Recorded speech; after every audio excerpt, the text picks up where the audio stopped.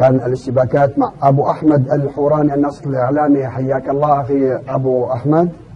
حياك الله أخي الكريم وكل مستمعين قناة السوري الحر.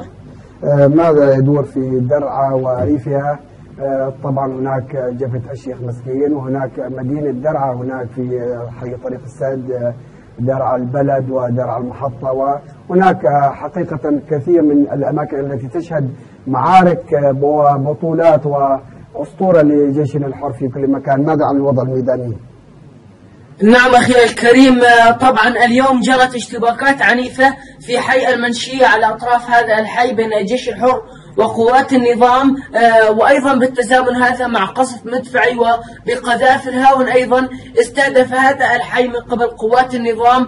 أيضا قامت قوات النظام باستهداف عدد من أحياء درعا البلد المحررة. أيضا جارت اشتباكات عنيفة في بصرى الشام بريف محافظة درعا الشرقي.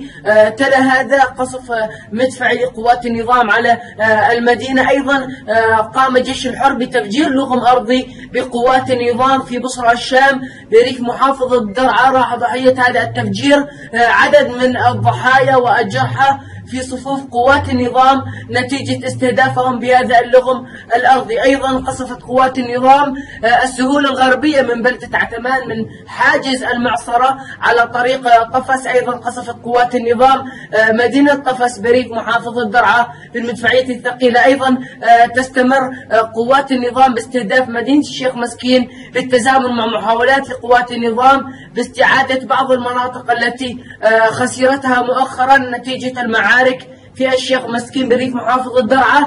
أيضا الجيش الحر يستمر بالرباط على جبهات هذه البلدة ويتبادل لإطلاق النار بين الجيش الحر وقوات النظام هناك بالأسلحة المتوسطة والخفيفة. نعم أخي أبو أحمد الحوراني، ماذا يدور أيضا هناك؟ سمعنا في ضمن مدينة درعا طبعا حي المحطة، وهناك في البانوراما.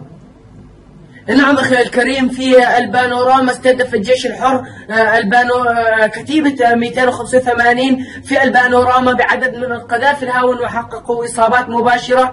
أيضا في حي طريق السد قصفت قوات النظام هذا الحي بالتزامن مع اشتباكات تدور على أطراف هذا الحي بين الجيش الحر وقوات النظام بالأسلحة المتوسطة والخفيفة.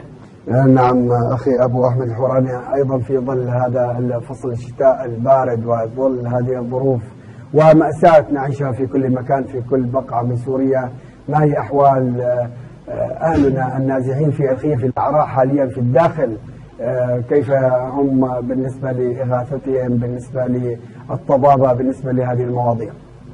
نعم أخي الكريم، الحقيقة حالة الأهالي الآن في محافظة درعا وريفها بشكل كامل حالة مزرية جدا، وأيضا نتيجة ارتفاع أسعار الحطب الذي الآن يعتمد عليه أهالي محافظة درعا بشكل رئيسي في تشغيل آليات التدفئة في محافظة درعا. أيضا هناك حالة مأساوية بسبب عدم توفر المواد الطبية في ظل هذا البرد القارس، وأيضا هناك عدم توفر بعض المنازل الكاملة للذين يلجؤون من مناطق القصف إلى المناطق الأخرى. بالنسبة طبعا للمساعدات التي تصل لهؤلاء الأهالي حاليا لم يتم توزيع إلا القليل من المساعدات التي تخص فصل الشتاء. والآن أيضا بدأت ظهور ملامح العاصفة التي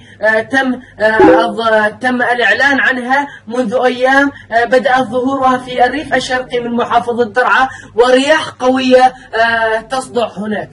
نعم أخي أبو أحمد الحوراني الناشط الإعلامي من درعا، وضعتنا في المشهد العام الميداني والإنساني. شكرا جزيلا لك.